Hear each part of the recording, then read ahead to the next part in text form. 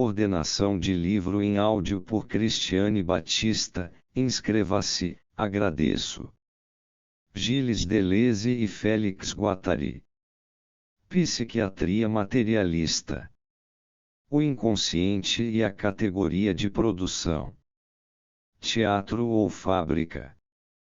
O processo como processo de produção.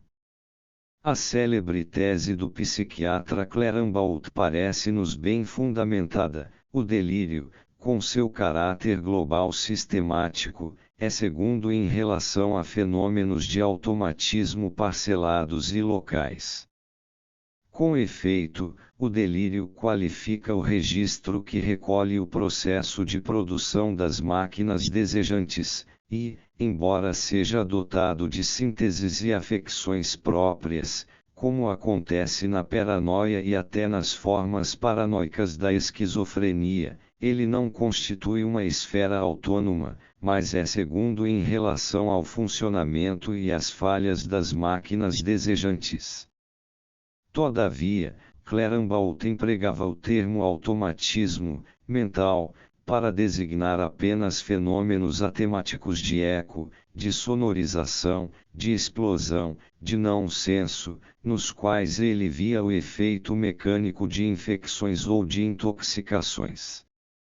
Ele explicava uma boa parte do delírio, por sua vez, como um efeito do automatismo, e considerava a outra parte, a pessoal, como sendo de natureza reacional, remetendo-a ao caráter, cujas manifestações podiam, aliás, preceder o automatismo, por exemplo, o caráter paranoico. Assim, no automatismo, Clarenbault via tão somente um mecanismo neurológico no sentido mais geral da palavra, e não um processo de produção econômica que pusesse em jogo máquinas desejantes, e, quanto à história, contentava-se em invocar o caráter inato ou adquirido. Clarenbault é o Feuerbach da psiquiatria, no sentido em que Marx diz: quando Feuerbach é materialista, não leva em conta a história, e quando leva em consideração a história, ele não é materialista. Uma psiquiatria verdadeiramente materialista define-se, ao contrário, por uma dupla operação: introduzir o desejo no mecanismo e introduzir a produção no desejo. Não há diferença profunda entre o falso materialismo e as formas típicas do idealismo.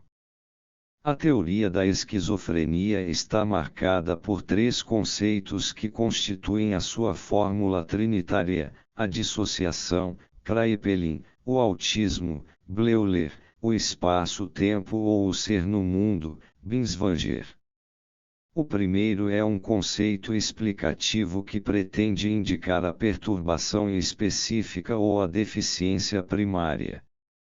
O segundo é um conceito compreensivo que indica a especificidade do efeito, o próprio delírio ou o corte, o desligamento da realidade acompanhado por uma predominância relativa ou absoluta da vida interior. O terceiro é o conceito expressivo, que descobre ou redescobre o homem delirante no seu mundo específico. Os três conceitos têm em comum reportar o problema da esquizofrenia ao eu, por intermédio da imagem do corpo, último avatar da alma, em que se confundem as exigências do espiritualismo e do positivismo. No entanto, o eu é como papai e mamãe e há muito que o esquizo já não acredita nisso. Ele está além, atrás, sob, alhures, mas não nesses problemas. E ali onde quer que esteja, há problemas, sofrimentos insuperáveis, misérias insuportáveis, mas por que querer reconduzi-lo àquilo de que já saiu, recolocá-lo nesses problemas que não são mais os seus, por que zombar da sua verdade, que se pensou homenagear suficientemente ao fazer-lhe uma saudação ideal? Dirão que o esquizo não pode mais dizer eu, e que é preciso devolver-lhe essa sagrada função de enunciação. É o que ele resume, ao dizer, me ressabotão. Não mais direi eu, nunca mais o direi, é uma asneira. A cada vez que ouvi-lo, porei no seu lugar a terceira pessoa, se pensar nela. Se isso os diverte, isso nada mudará. E se torna a dizer eu, isso também não altera nada. Ele se acha tão fora desses problemas, tão para além deles. Nem mesmo Freud sai desse estreito ponto de vista do eu. E o que o impedia era sua própria fórmula trinitária edipiana, a neurótica, papai, mamãe, eu. Será preciso perguntar se o imperialismo analítico do complexo de Édipo não teria levado Freud a reencontrar, e a garantir com sua autoridade, o lamentável conceito de autismo aplicado à esquizofrenia. Porque, afinal, e não é preciso esconder isso, Freud não gosta dos esquizofrênicos, não gosta da sua resistência à edipianização, e tende sobretudo a tratá-los como bestas, diz que tomam as palavras por coisas, que são apáticos, narcísicos, desligados do real, incapazes de transferência, que eles se assemelham a filósofos, semelhança indesejável. Pergunta-se frequentemente sobre a maneira de conceber analiticamente a relação entre as pulsões e os sintomas, o símbolo e o simbolizado. Será uma relação causal, de compreensão ou de expressão? A questão tem sido levantada de maneira demasiado teórica.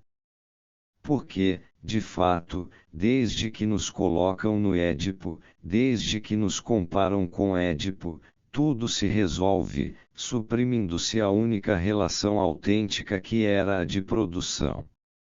A grande descoberta da psicanálise foi a da produção desejante, a das produções do inconsciente. Mas, com o Édipo, essa descoberta foi logo ocultada por um novo idealismo, substituiu-se o inconsciente como fábrica por um teatro antigo, substituíram-se as unidades de produção inconsciente pela representação, substituiu-se o inconsciente produtivo por um inconsciente que podia tão somente exprimir-se, o mito, a tragédia, o sonho. Toda vez que se reconduz ao eu o problema do esquizofrênico, só resta apreciar uma suposta essência ou especificidade do esquizo, seja com amor e piedade, seja para cuspi-la com nojo. Uma vez como eu dissociado, outra vez como eu cindido, e outra ainda, a mais faceira, como eu que não deixara de ser, que se achava especificamente aí, mas no seu mundo, e que se deixa encontrar por um psiquiatra astuto, um sóbrio observador compreensivo, em suma, por um fenomenólogo. E ainda aqui recordemos a advertência de Marx: não é pelo gosto do trigo que se adivinha quem o cultivou, nem é pelo produto que se adivinha o regime e as relações de produção. O produto aparece tanto mais específico, indizivelmente específico, quanto mais o reportamos a formas ideais de causação, de compreensão ou de expressão, mas não ao processo de produção real do qual ele depende. O esquizofrênico aparece tanto mais específico e personificado quanto mais se imobiliza o processo ou quando se faz dele um alvo, ou ainda quando o fazemos operar no vazio indefinidamente, de modo a provocar esse horrível extremo em que corpo e alma chegam a perecer, o autista. O famoso estado terminal de Kraepelin. Ao contrário disso, desde que se consigne o processo material de produção, a especificidade do produto tende a dissipar-se, ao mesmo tempo em que aparece a possibilidade de uma outra efetuação. Antes de ser a afecção do esquizofrênico artificializado, personificado no autismo, A esquizofrenia é o processo da produção do desejo e das máquinas desejantes. Como se passa de uma coisa a outra? E será inevitável essa passagem? Essa é a importante questão que permanece. A respeito deste e de outros pontos, Jaspers deu indicações as mais preciosas, porque seu idealismo era singularmente atípico. Opondo o conceito de processo aos de reação ou de desenvolvimento da personalidade, ele pensa o processo como ruptura, intrusão, fora de uma relação fictícia com o eu, substituindo-a por uma relação com o demoníaco na natureza. Falta-lhe somente conceber o processo como realidade material econômica, como processo de produção na identidade natureza igual indústria, natureza igual história.